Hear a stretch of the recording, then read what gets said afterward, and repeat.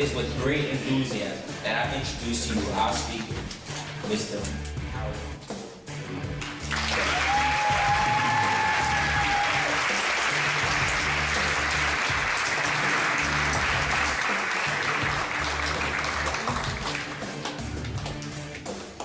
Class of 2016, get up and make some noise!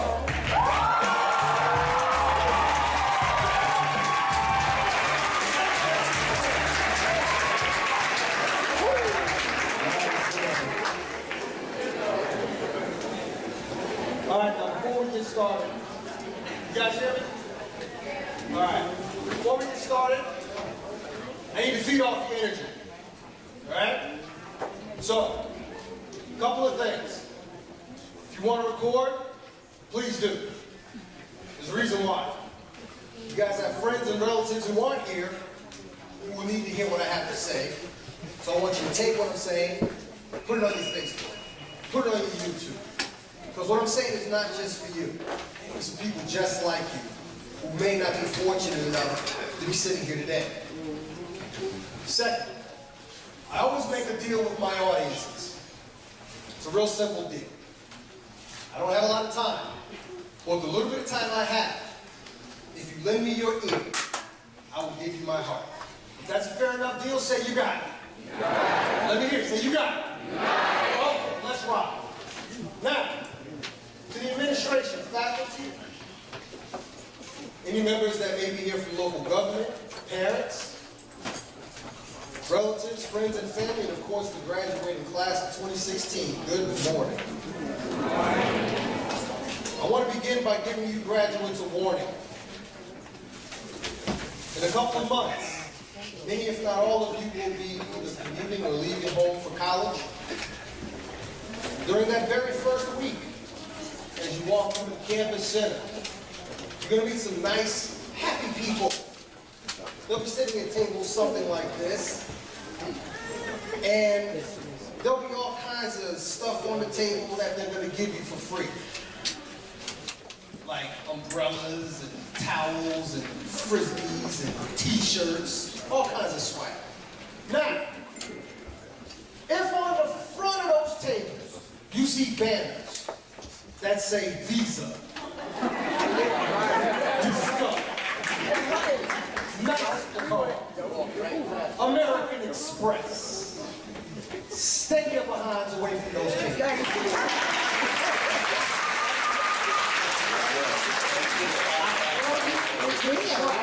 The same way your parents told you not to take candy from strangers, it's the same lesson. In short, protect your credit now, and I guarantee you your credit will protect you later. Y'all can go ahead.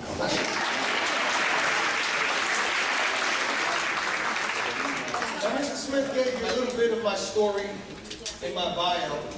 I graduated from Essex Catholic Boys High School. That's right, Boys High School in 1988. Now, for those of you parents and friends and relatives who were around in the 80s, you'll appreciate what I'm about to say. See, I was unleashed upon the campus of Rutgers University in Newark, New Jersey in the summer of 1988. Now, this is back when you guys aren't going to get this, but this was back when like girls would wear like biker shorts, like Spanx. You get like, I think like women of a certain age call them Spanx today, but they was cute on like 18, 19-year-olds when you freshmen, and needless to say, my focus was not on my books. Not on my books. So it was somewhere around my sophomore year that I decided, before Rutgers could come to me with the invitation to seek knowledge elsewhere, that I would leave. And I decided I wanted to join the Air Force. I credit this with being my very first adult decision, because I didn't tell anyone. Not a soul. I think I might have told my girlfriend at the time. She didn't care. There were only two people in my family who served. There was my uncle who passed away when I was in high school. There was my grandfather, who, had I probably told him, he probably would have sided with my grandmother when she wanted to try and talk, if she wanted to try and talk me out of it. The one person I knew I had to convince was my father. So, I mean, I went through the whole process. I went and found a recruiter on my own, went through the whole entry process, took the test, the physical, all that on my own. And all that was left for me to do was sign my name and take my oath and get sworn in. That is when I made my move. That is when I went to tell my dad. Mind you, all this time I was rehearsing. You think I'm rehearsing for this speech before? But I was rehearsing. You ever see like on TV, when people got to have a conversation with somebody and they're like, look, okay, and they're not talking to nobody in the room, they're look, no, I can't say it like that. Listen, man, no, I can't say it like that, that's my fault. That's how I was. I was rehearsing to have this conversation with him. When the time came, I sat him down. I said, Dad, we need to have a talk. I'm not going back to Rutgers next semester. Oh, Lord. When the eyes went in the back of his head and he took a deep breath, which I knew was coming, I said, no, Dad, you don't have to worry. I didn't get anybody pregnant. I'm not going back to school next semester because I'm tired of wasting my time and your money. At that point, I had his full attention.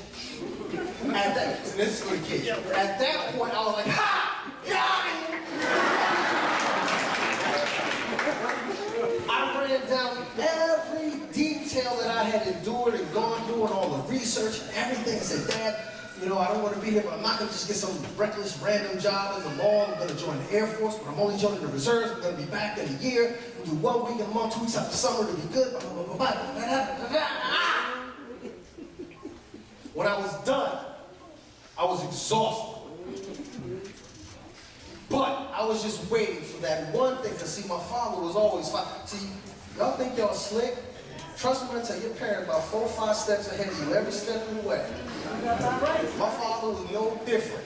So I was sitting there waiting for the one thing I missed that he was going to catch, capitalize on, and shoot me down. So let me tell you something. Nah, I'll tell you that later. This is what my dad said to me. You sure you want to do this? Now, that was new. Where he just sat there and looked at me and was like, this little mother think he grown up. You sure that's what you want to do? Inside, backflips, cartwheels, Olympic style. Outside, yeah, that's what I want to do. All right, well, let's go upstairs and talk to your grandparents. That was my first decision as an adult. Fast forward a year later, I'm coming home in my dress blues, looking good. I was a lot thinner then.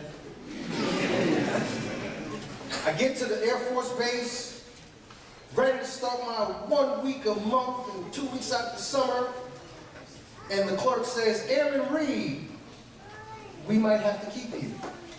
Well, see what happened, so you guys weren't around then, what happened was during the summer of 1990, Saddam Hussein and the country of Iraq invaded Kuwait and didn't care what nobody thought about it. This is while I was in training. And the country was beginning to prepare for war. So the clerk was telling me that a portion of my unit had already been deployed to Saudi Arabia, and I might be in the next crew that's going. Yes. But she wasn't sure, so there was a chance. Guess what? January 2nd, 1991, I get the call. A couple days later, I'm on a plane going off to war. Was I scared? Absolutely! But I was well trained, and I had a duty to fulfill. 4 months later, I'm coming home. Fortunately, as you can see, I got home safe. I didn't have to hurt anyone, and nobody hurt me, which is, quite frankly, the most important part of the answer. But after 4 months in the desert, let me tell you something. You couldn't get my behind back to Rutgers quick enough. So there I am, back to Rutgers, back in the classroom. Bored as all hell. And I decided I wanted to do something different with my life again. I wanted to be a cop. And guess what? I ain't need no college degree to be a cop. I could just take the civil service test. So my know-it-all behind left school again. Guess what? What you want ain't gonna come to you just because you want it. Because it took me about a good 5-6 years before the job I wanted came to me. During that time, I did a whole bunch of security jobs. I am not exaggerating when I tell you that I got paid one night to sit in the parking lot and guard a hole in a wall. You have not reached occupational rock bottom until somebody looks at you as a grown person with a straight face and say, we want you to watch that hole. So, fast forward a little bit more, the year is 1999, I got a good job at Old Navy working in their loss prevention division. And guess what? Old Navy is owned by the Gap. And the Gap has what they call tuition reimbursement. Basically, they were paying me to go to school.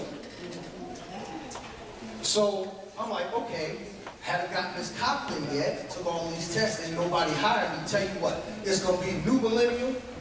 If I don't get hired by January, I'm going back to school. And I'm gonna stay. January came, didn't get hired. Went back to school. Came home after my first day of class. Letter from the East Orange Police Department telling me that I am hired. Your dreams will come true. Maybe not when you want them to, but they can come true. So I left Rutgers again. 2 years in the city of East Orange, started out in the academy at $20,000 a year. By the time I graduated the academy, they gave me a raise of about $39,000, $40,000 a year. At which time, and parents, y'all get a kick out of this, the local newspaper put in the salaries. So when my father saw the salary, he doubled my rent. Consider yourselves warned if you plan on getting a civil service job and they put your salary in the paper. But a couple years later, I got a job with another agency in another town, a little bit before I got married. And that job came with about a $20,000 bump in pay. So I was doing good. I was doing good. Then in 2005, had an epiphany, yet again, wanted to do something different with my life, yet again. Don't worry, I didn't leave the job. I stayed with the job. She's like, don't tell me you quit the job. No, I stayed on my job. But I started a new one, speaking. And why would I do this? Because quite frankly, here's what happened. I'll be real quick about this. I got my wife to start her own business. And she started making money.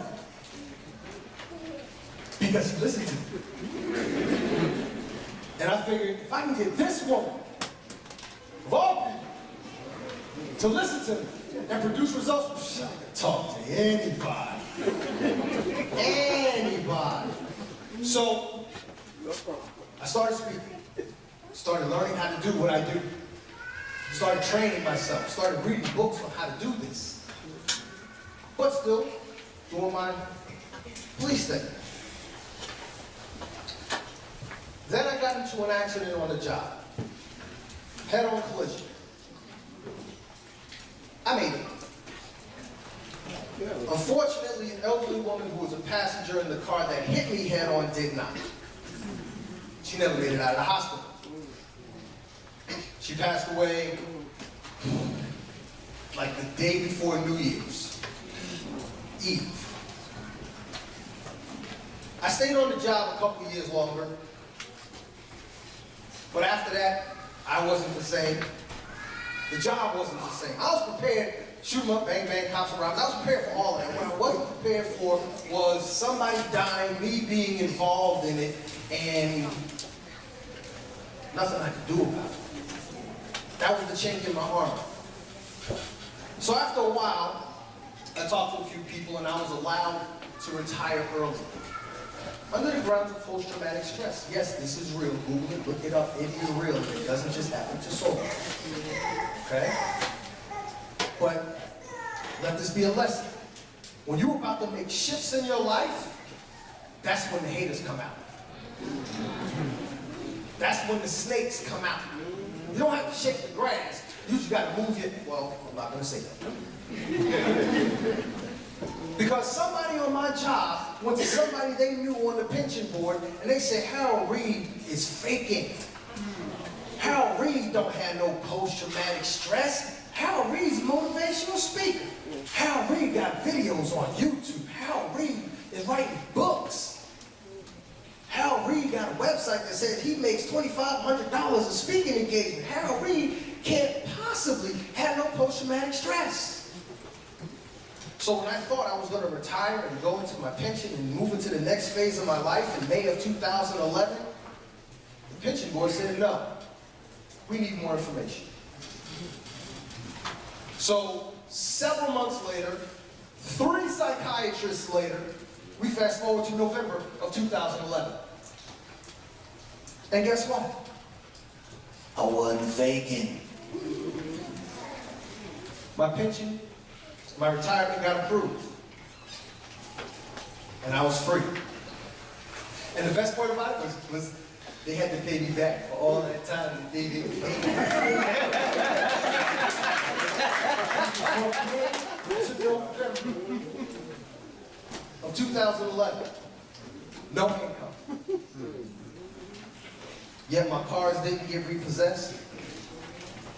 My lights stayed on. My children stayed fed. God is good.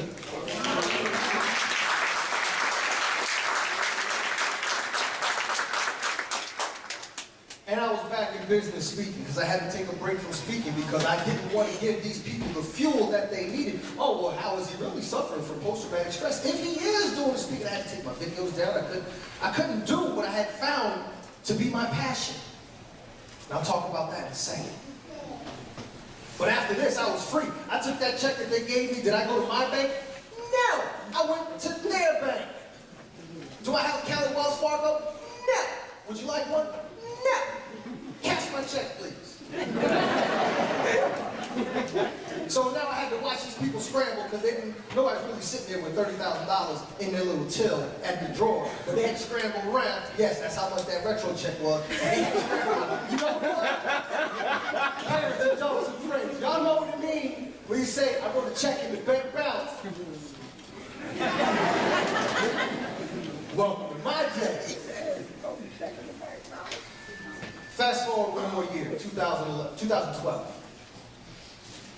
I'm invited to speak and participate in a male mentoring event at Montgomery College. I heard some Mustangs up in here. Woo! Go Mustangs. All 3 of them. And I got the opportunity to talk to some really cool guys.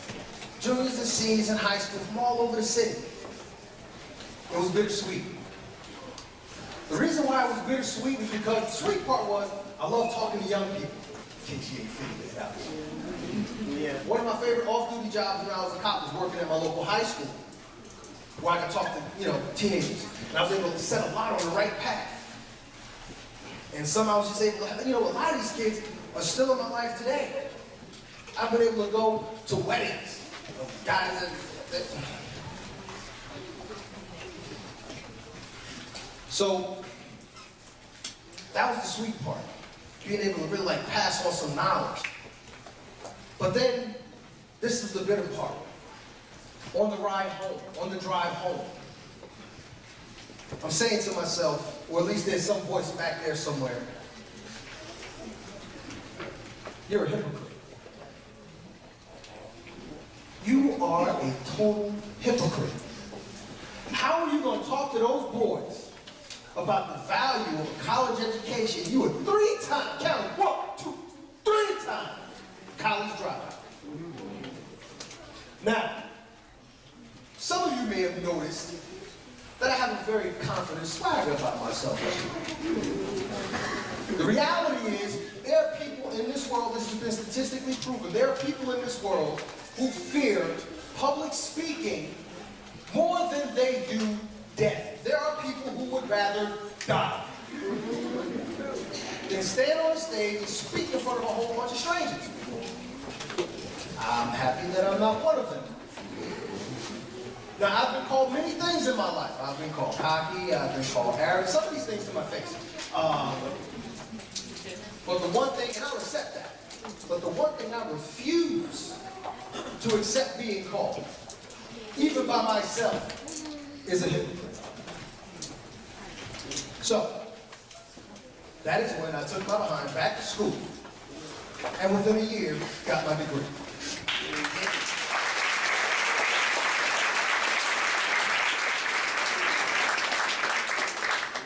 So that's my story.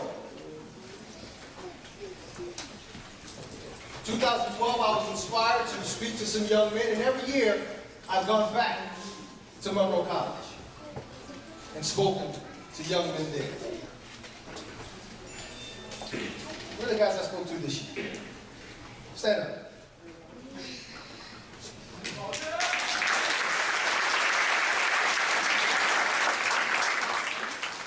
Just you? I guess the rest of you. All right. Now let me tell you exactly what I want you to learn from my story. I'm going to stay here for this part.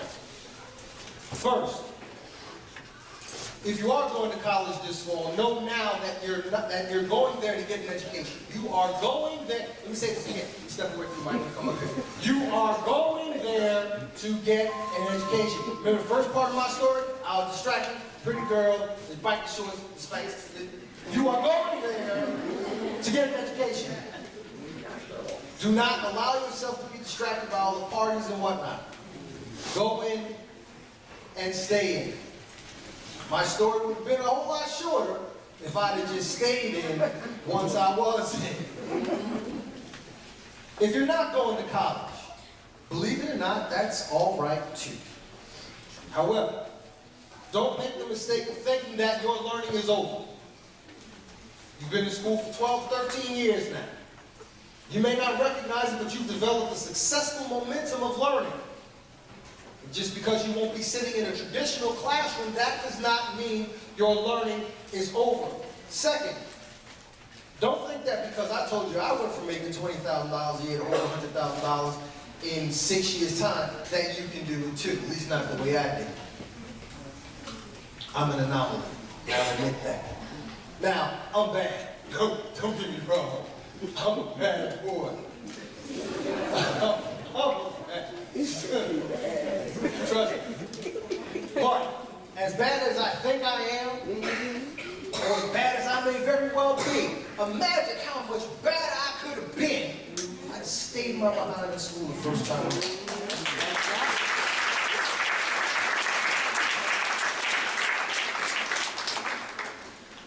I was telling my assistant on the way here, because I ordered it to teach. When I look back, I have to imagine about the things I can no longer change. You have the benefit to look forward and make true the things you dream. Don't ever forget that. So stay in school. Third,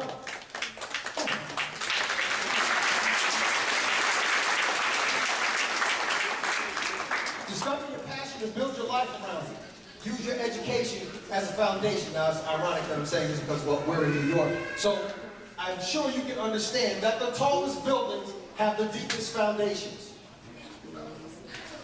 Anybody watch Game of Thrones last week? Come on, somebody here watched Game of Thrones last week. Who watched Game of Thrones last week? All right, right over there. An arrow can fly far. An arrow can fly with a lot of power. But that's only depending on how far back in the bow it's pulled. Deep foundation, pull far back. Stay strong. Build yourselves up. Discover your passion. Use your education as a foundation for it. It was the Chinese philosopher Confucius who said, when you discover the work that you love, you will never work another day in your life.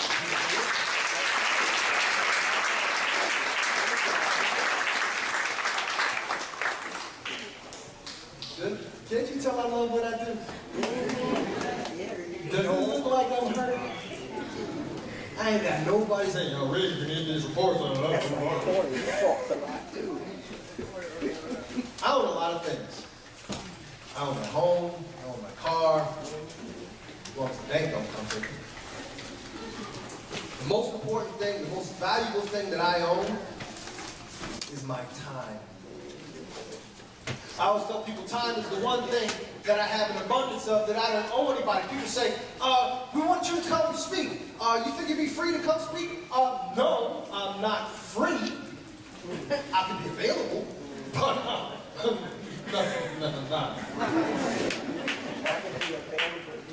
However, I didn't have a college degree. When I began my career as a police officer, there was training for that. I didn't have a college degree. When I began my career as a speaker, there were books and training for that. I didn't have a college degree when I began my career as a certified life coach.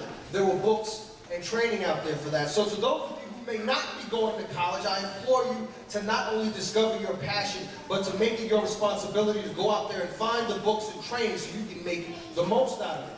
Now, I have to give you a warning about discovering your passion.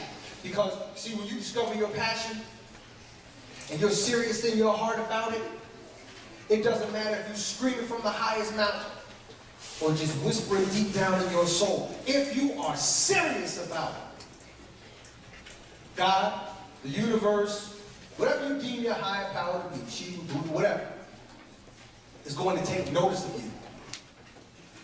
And then what they're going to do is that higher power is going to send a text, message, DM, Snapchat, tweet, whatever, to his homie Murphy's Law.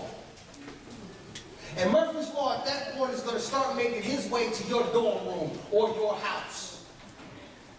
And just as Murphy's Law says, whatever can go wrong will go wrong at the worst possible time. What I want you to know is you are being tested. See, because you have to prove yourself worthy of what it is you proclaim yourself to be passionate about. It ain't gonna, like I said before, I want to become a police officer. It ain't come because I want it. It ain't gonna sure didn't come when I wanted it. But it came when I earned it.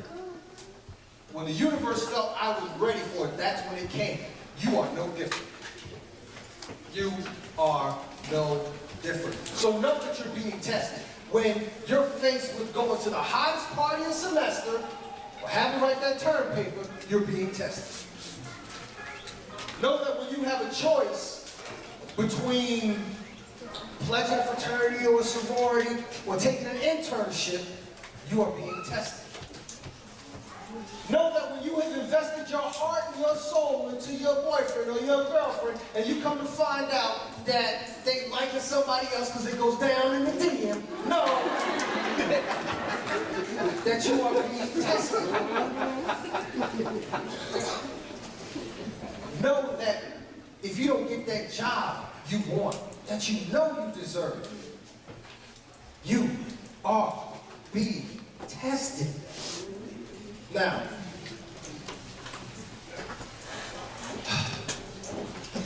you're sitting here today. You know why? Because y'all took a test and y'all passed. You say what I'm talking.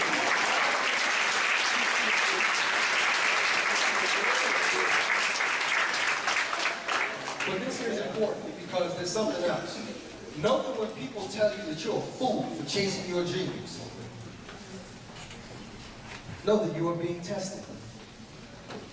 I'll give you a cheat code of life. Ready for it? Y'all guys can take advantage of this too, but this is really for them. Here it is. 10 times out of 10. 10 times out of 10. It is not the people talking to you who talk you out of your dreams and goals. It is the people or the person that is talking within you who does.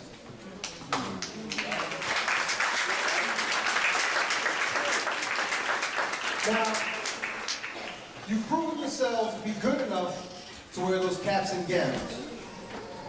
And y'all look good too. Y'all look good.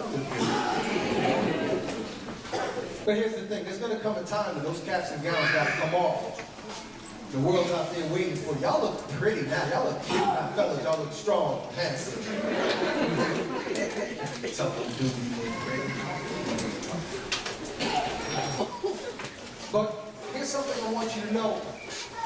that that world doesn't want you to know. You're here, doesn't matter if you pass with flying colors, it doesn't matter if you pass by the skin of your teeth. You were good enough to be here today. Here's another cheat code for life. Good enough ain't good enough because you can always do better. That's right.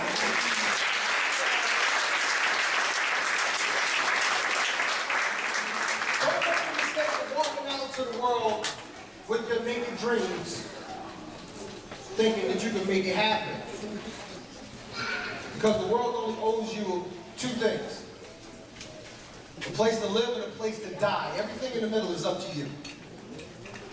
Now, at this time, right before I close, I want to pause. I want to get some shout outs. Now, what I'm going to do is I'm going to raise my hand like this. And when I raise my hand like this, I want everybody to say, congratulations. Let's try it. Congratulations! Now. All right, okay, here we go. To the future CEO sitting next to you. To the future entrepreneur sitting next to you. To the future double platinum recording artist sitting next to you. To the future hairdresser or barber who has her own salon and his own shop. To the future city council person, mayor, governor, or even president sitting next to you. To the future police officer, firefighter, doctor, or nurse sitting next to you. Y'all dying on me. To the future soldier, sailor, marine, or airman sitting next to you defending our country. To the future educator sitting next to you who will be responsible for opening and broadening the minds of your children. Give yourselves a round of applause.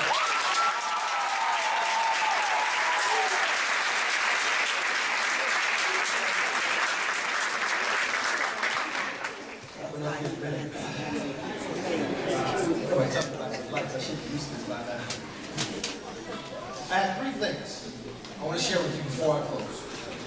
Three short points. First, if you want to receive God's blessings, you must first yourself become a blessing. I say that to tell you that you must become a person of service, be it to your friends, your family, your community. You must become a person of service. The law of karma is real. You will reap what you sow. But as Zig Ziglar says, you can have anything you want in this life, provided you help just enough people get what it is they want. Second, class, repeat after me. Proper pre-planning. Let's try this again, like y'all. Proper pre-planning. Prevents. Piss poor performance. Proper pre-planning prevents piss poor performance. This is what is called the 7 P's. Plan your work and work your play. See, life is a game of chess. The masters are the ones who can figure out not only their steps, but their opponent's steps 5 steps ahead of the game. Didn't I just tell you a few minutes ago that your parents was always 5, 6, 7 steps ahead of you? Just when you thought you were saying, yeah, Mom, I didn't do it, and your mother and father knew you lying through your teeth. Third, allow me, I promise I'm almost done. Allow me to predict your future for you. Now, I can only go as far as 45, because I'm 45. I can only go as far. So, anybody 45 and older, if at any point I am wrong, 45 and older, if at any point I am wrong or lying, I want you to step up and say, "You're wrong, man." All right? We got a deal? We got it? Yeah. Okay, thank you. You guys are teenagers now, right? 17, 18? Right? Okay. Here's the thing with being a teenager. Y'all think y'all know everything. Can't tell you that. That's right. Soon, you get college, you're gonna be in your 20s, you're gonna learn a few things, you're gonna know you know everything, and we can't tell you nothing. But see, your 20s is what I call your struggle years, because your 20s is gonna be when you define your grind. Right? Then you're gonna go into your 30s. 30s, beautiful.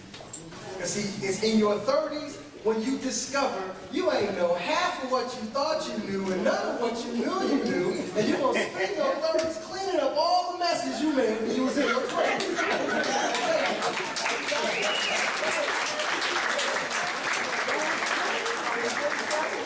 Then you're going to get into your 40s. Now, I'm halfway through. I'm halfway through my 40s. Oh, I look good. Halfway through my 40s. This is what happens in your 40s. If you paid attention enough, well into your 30s, you could be coasting in your 40s. Hopefully in your 30s, you cleaned up all those messes. You just put the finishing touches on in your early 40s. Now I'm halfway through my 40s. This is what happens when you're halfway through your 40s and cleaned up all your messes. You think it's time that you can coast, breathe a little. But you know what? You probably got teenagers of your own who are now, thinking they know everything. Can't tell them nothing. Y'all thought the Lion King was a circle of life? No, that right there, that's a circle. Parents, family, friends, did I predict the future? Did I predict the future? Y'all don't love me. I promise I'm almost done. So we're gonna part. When that time comes, at some point, whether it be in your 20s or 30s, when you start to realize that, oh snap, adulthood is here, that is when you are going to pick up the phone, call mom and or dad. You're going to say one of three things. I get it. I understand. I'm sorry.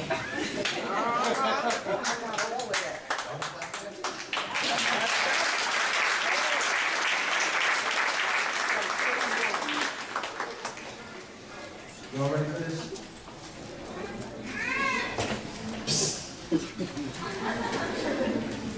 You ready for this?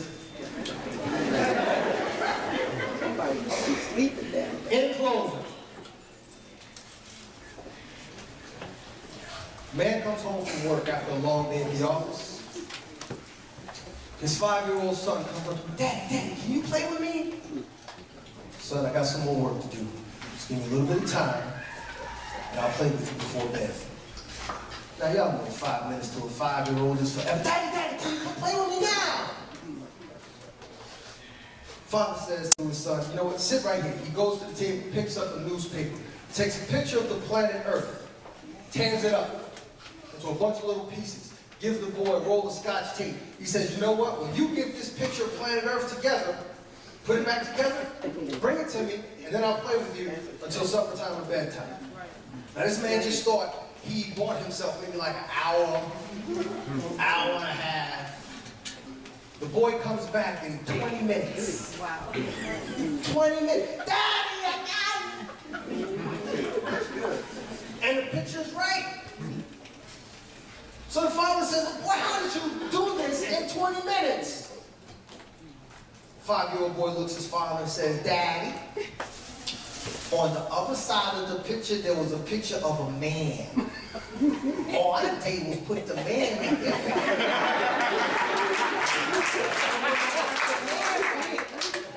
I got the world right. When you get the man right, when you get the woman right, you get the world right.